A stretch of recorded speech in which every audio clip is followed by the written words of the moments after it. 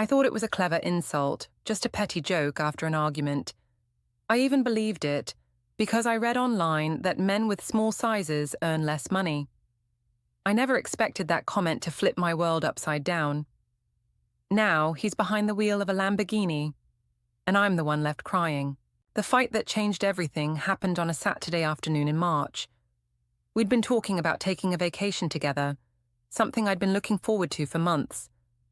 I had my heart set on going somewhere tropical, maybe the Bahamas or Costa Rica, somewhere Instagram-worthy where I could post photos that would make my friends jealous. But when I started showing Daniel resorts and calculating costs, he got that uncomfortable look on his face that I'd come to recognize. It was the same expression he wore whenever I suggested doing something that required spending more money than he was comfortable with. We had a stupid argument about money. I wanted a vacation we couldn't afford, and he said no. He tried to explain it rationally, showing me our budget and pointing out that we were already stretching financially just to cover our regular expenses. He suggested maybe we could do a camping trip instead, or visit his parents at their lake house. But I didn't want rational. I didn't want compromise. I wanted the vacation I'd been dreaming about, and I was tired of always having to scale down my expectations because of his financial limitations. I was tired of being the girlfriend who had to make excuses for why we never did anything exciting or expensive. The argument escalated quickly. I accused him of being cheap and unambitious. He pointed out that he was being responsible and realistic about our financial situation. I said he had no vision for the future, that he was content to live like a college student forever. He said I was being unrealistic about money and that I needed to learn to live within our means. That's when I snapped. In my rage, I spit out the cruelest thing I could think of. I told him that maybe he was broke because his size was as small as his ambition. The words came out like venom, designed to hurt him in the most personal way possible. I thought I'd won the fight. I thought I'd finally said something that would shock him into realizing how frustrated I was with our relationship and his lack of drive. I expected him to get angry, to defend himself, to prove me wrong by promising to work harder or take more risks. But I had no idea what I'd just started. Daniel's reaction was nothing like what I expected. He didn't yell, he didn't argue, he didn't even look hurt, which somehow made me even angrier. He just went completely silent, like my words had hit a switch inside him. His face went blank, and he stared at me for a long moment before quietly saying that he thought we should take a break from this conversation. He left the apartment without another word, and I spent the rest of the day feeling victorious and vindicated. Finally, I'd gotten through to him. Finally, he understood how I felt about our relationship and his lack of ambition. I figured he'd come back later that evening, ready to apologize and maybe even discuss making some changes in his life. But he didn't come back that night, or the next morning. It all started 8 months ago when I was dating Daniel. We'd been together for almost 2 years, and I thought I had him all figured out. He was sweet, reliable, but not particularly ambitious. He worked a decent job at a tech company, made okay money, but he wasn't what you'd call a go-getter. He was content with his modest apartment, his used Honda Civic, and his simple lifestyle. Don't get me wrong, I cared about Daniel. He was kind, thoughtful, and treated me well. But there was always this part of me that felt like I was settling. My friends were dating guys with big careers, expensive cars, and exciting lifestyles. Meanwhile, I was with someone who thought a fancy dinner meant going to Olive Garden instead of ordering pizza. I know how shallow that sounds, but I'd always imagined myself with someone more successful, more driven, someone who could give me the lifestyle I thought I deserved. Daniel was comfortable, but he wasn't impressive. He didn't make me feel special or envied by other women. And then there was the physical aspect of our relationship. Daniel was, well, let's just say he wasn't the most generously endowed man I'd ever been with. It wasn't that our intimate life was bad, exactly, but it wasn't mind-blowing either. He was adequate, but I'd definitely been with men who were more impressive in that department. I'd never made an issue of it because I genuinely cared about him, and I knew that physical attributes weren't everything in a relationship. but I'd be lying if I said I didn't sometimes think about what it would be like to be with someone who was more substantial. That's when I started falling down internet rabbit holes, reading articles and forum threads about the connection between physical attributes and success. I'd been scrolling online, reading one of those trashy threads about big guys being more successful. They made it sound like some kind of cosmic rule. Big size equals big bank account. And like an idiot, I believed it.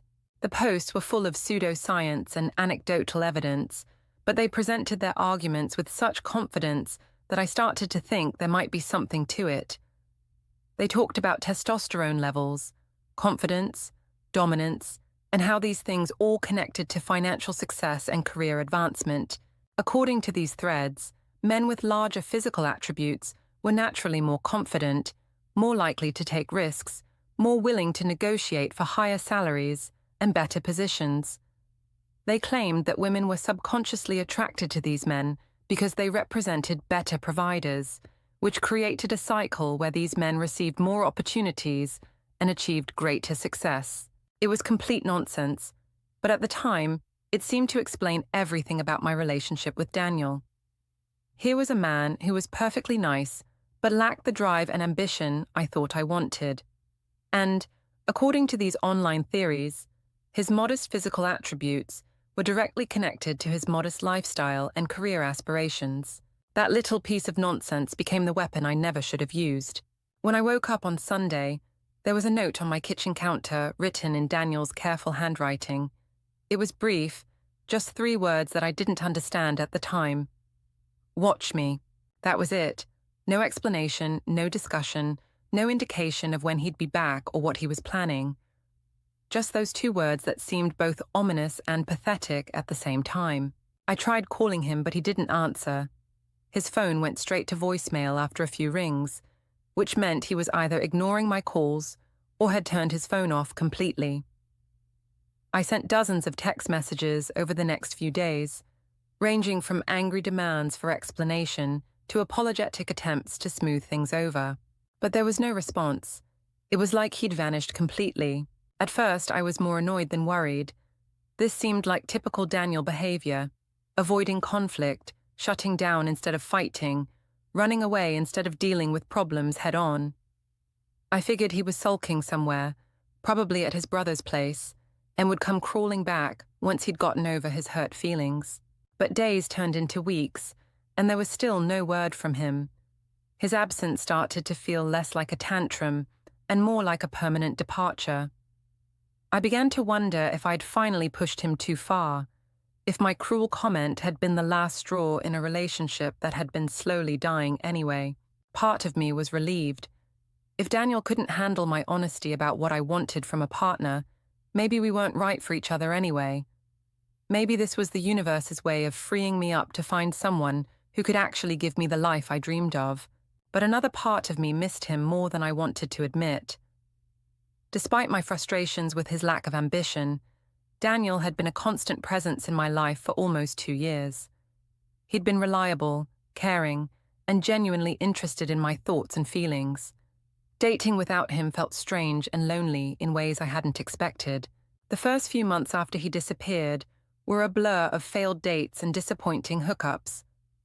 I threw myself into the dating scene with renewed energy, determined to find the successful, ambitious man I'd always thought I deserved. But the men I met were either not interested in anything serious or turned out to be all flash with no substance. I went out with a lawyer who spent the entire dinner talking about his ex-wife and his custody battle. I dated an investment banker who was so obsessed with work that he cancelled 3 dates in a row and then ghosted me completely. I had a brief fling with a startup founder who turned out to be living off his parents' money, while his revolutionary app idea went nowhere. Each disappointing experience made me think about Daniel a little more fondly. Yes, he'd been modest in his ambitions and lifestyle, but he'd also been present, attentive, and genuinely interested in building something real with me. The successful men I was meeting now seemed to view dating as just another transaction, another item on their busy schedules. But I pushed these thoughts away, telling myself that I was just going through a rough patch in my dating life. Eventually, I'd find someone who combined Daniel's emotional availability with the success and ambition I craved. I just had to be patient and keep putting myself out there. Meanwhile, I heard occasional updates about Daniel through mutual friends, but the information was vague and secondhand. Someone mentioned that he'd started working out more seriously. Another friend said they'd heard he was working on some kind of side project with a college buddy. But nobody seemed to know the specifics, and I was too proud to ask directly. I told myself I didn't care what he was doing. He'd made his choice to disappear from my life rather than fight for our relationship. If he wanted to play games and make me wonder about him, that was his immaturity showing. I was better off without someone who couldn't handle honest communication about our relationship's problems. But then the photos started appearing on social media. It started subtly. A mutual friend posted a group photo from some networking event, and there was Daniel in the background, but he looked different. Leaner, more defined, wearing a suit that actually fit him properly instead of the ill-fitting clothes he used to wear. His posture was different too, more confident, more commanding. Then there was another photo from a different friend, this one from some kind of business conference. Daniel was front and center this time, shaking hands with someone who looked important, both of them smiling like they'd just closed a significant deal. The caption mentioned something about impressive young entrepreneurs, and Daniel was tagged along with several other people I didn't recognize. Each new photo that surfaced showed a version of Daniel I'd never seen before. Gone was the soft, comfortable man I'd dated for 2 years. This new Daniel was sharp, focused, successful-looking in ways that made my stomach clench with something I didn't want to identify as regret. The transformation wasn't just physical, though that was certainly dramatic. Daniel had clearly been spending serious time in the gym, and the results were undeniable. His face was leaner, his shoulders broader, his whole presence more commanding. But it was more than just his appearance. It was the way he carried himself, the confidence in his smile, the quality of his clothes, and the environments he was photographed in. While I was crying about bills and struggling to make ends meet in my overpriced apartment, he was grinding. He'd started a business with a friend, something in the tech space that I couldn't quite understand from the vague social media posts. But whatever it was clearly taking off. The photos became more frequent and more impressive. Daniel at networking events, Daniel giving presentations, Daniel at upscale restaurants and exclusive clubs. Each image was another twist of the knife, showing me exactly what I'd lost and exactly how wrong I'd been about his potential. The worst part was that I could trace my own decline over the same period. While Daniel was transforming himself into the successful, ambitious man I'd always claimed to want, I was falling apart. My own career had stagnated, my finances were a mess, and my dating life was a series of disappointments and near misses. I'd thought that leaving Daniel would free me up to find someone better, but instead, I seemed to be stuck in a cycle of bad choices and missed opportunities. Meanwhile, the man I'd dismissed as unambitious and small was proving me wrong in the most spectacular way possible. The photos kept coming, each one more impressive than the last. Daniel in designer clothes I recognized from magazines. Daniel at charity galas and industry awards ceremonies. Daniel with people who were clearly successful and influential. All of them treating him like an equal, rather than some minor player tagging along. And then came the photo that stopped my heart. It was posted by one of those local lifestyle influencers who documented the city's social scene. The caption was something about young entrepreneurs living their best lives, and there, prominently featured, was Daniel stepping out of a car that made my jaw drop, a matte black Lamborghini. Not leased, not borrowed, but clearly his based on the way he was holding the keys, and the casual confidence with which he was posing next to it. The car was gorgeous, sleek and powerful, and expensive in ways that made my used sedan look like a children's toy. But it wasn't just the car that devastated me. It was Daniel himself. This wasn't the modest, self-effacing man I'd dated. This was someone who owned his success, who wore it comfortably and naturally. He looked like he belonged next to that car, like he'd earned every inch of its luxury through his own hard work and determination. I stared at that photo for hours, zooming in on details, trying to reconcile this version of Daniel with the man I thought I'd known so well. How had I been so wrong about him?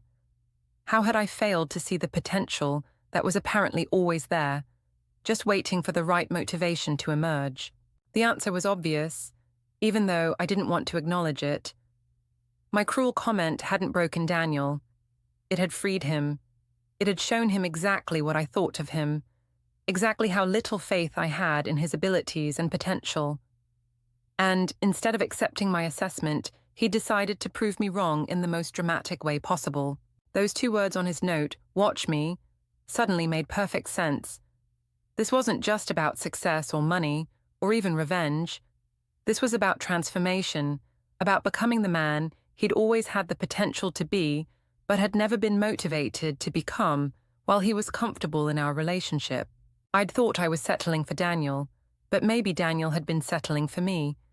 Maybe my lack of faith in him had been holding him back, keeping him comfortable in mediocrity because he didn't think he needed to strive for more. Maybe losing me had been exactly the wake-up call he needed to unlock his true potential.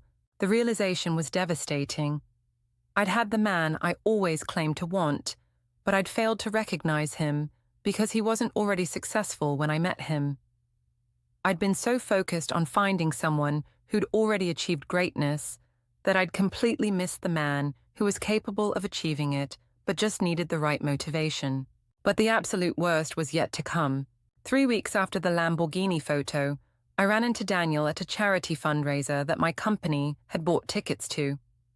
I was there reluctantly, networking and making small talk with potential clients, when I heard a familiar laugh from across the room. I turned around, and there he was, but somehow even more impressive in person than he'd appeared in photos. The transformation was complete. This wasn't just a physical makeover, but a complete reinvention of his entire presence. He moved through the room like he owned it, commanding attention and respect from everyone he spoke with. And on his arm was a woman who looked like she'd stepped out of a fashion magazine. Tall, elegant, stunning in ways that made me feel instantly frumpy and inadequate. She was everything I'd always thought I was. Sophisticated, polished, the kind of woman who belonged with a successful man. I watched from across the room as Daniel worked the crowd, introducing his date to important people, laughing at jokes, making connections with the kind of natural ease I'd never seen from him before. This wasn't the awkward, modest man who used to get nervous at parties. This was someone who thrived in these environments, who belonged among the successful and influential. He saw me eventually, our eyes meeting across the crowded room. For a moment, time stopped, and I thought maybe he'd come over to talk, to explain what had happened, to give me some closure or understanding about his transformation. But he didn't. He just smiled. Not cruelly, not vindictively, but with the kind of calm satisfaction that comes from proving a point without needing to say a word. Then he turned back to his conversation, dismissing me as easily as if I were a stranger he'd briefly noticed and then forgotten. That smile said everything. It said he'd won, that he'd proved me wrong in every possible way. It said he was happier without me than he'd ever been with me. It said that losing me had been the best thing that ever happened to him, and maybe it had been. I left the party early, unable to bear watching Daniel charm everyone around him while I stood alone at the edge of the room, invisible and forgotten. In the Uber ride home, I couldn't stop thinking about that smile, about the confident way he'd moved through the crowd, about the stunning woman on his arm who clearly appreciated what she had. That night, I found myself scrolling through those same stupid internet threads that had started all of this. The posts about physical attributes and success seemed even more ridiculous now, but I read them anyway, looking for some explanation or understanding of how I'd gotten everything so wrong. The truth was obvious, even though it took me months to fully accept it. The connection between physical attributes and success was complete nonsense. but the connection between motivation and success was very real. Daniel had always had the potential for greatness, but he'd lacked the drive to pursue it while he was comfortable in our relationship. My cruel comment hadn't revealed some hidden truth about him. It had provided the motivation he needed to become the best version of himself. And that best version was everything I'd always claimed to want in a partner. But I'd lost my chance to be with him because I'd been too shallow and impatient to see his potential.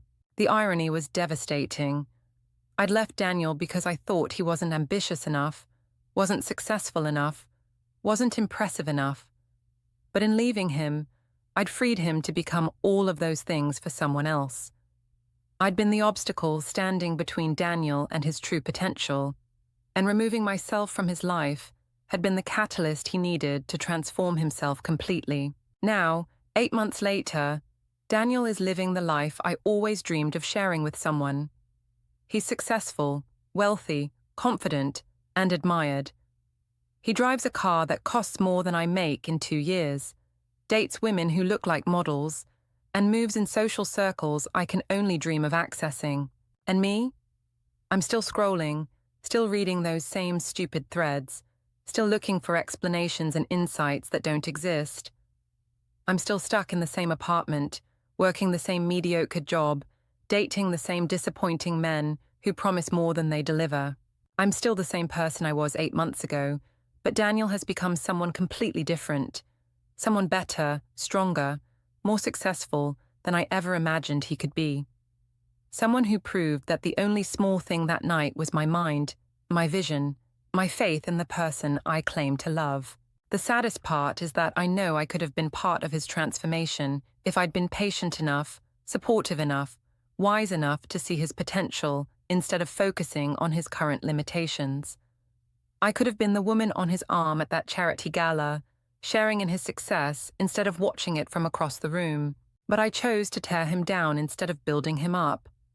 I chose to wound his pride instead of nurturing his confidence. I chose to see his modest present instead of his limitless future. And now I'm paying the price for that choice every day, watching from the sidelines as he lives the life we could have built together. That comment I made, about his size connecting to his success, was meant to be an insult. But in the end, it became the greatest gift I ever gave him. It showed him exactly what he needed to prove, exactly what he needed to overcome, exactly what he needed to become to prove me wrong. And prove me wrong he did, in every possible way. Now I'm the one who's small, small-minded, small-hearted, small in every way that matters. While Daniel has become larger than life, I've shrunk into insignificance, a footnote in his success story rather than a partner in it. Sometimes I wonder what would have happened if I'd kept my mouth shut that day, if I'd found a kinder way to express my frustrations, if I'd chosen to support his dreams instead of mocking his limitations. But it's too late for those thoughts now. Daniel has moved on to bigger and better things, and I'm still here, crying over what I lost and who I failed to become. The only thing small in this story turned out to be me.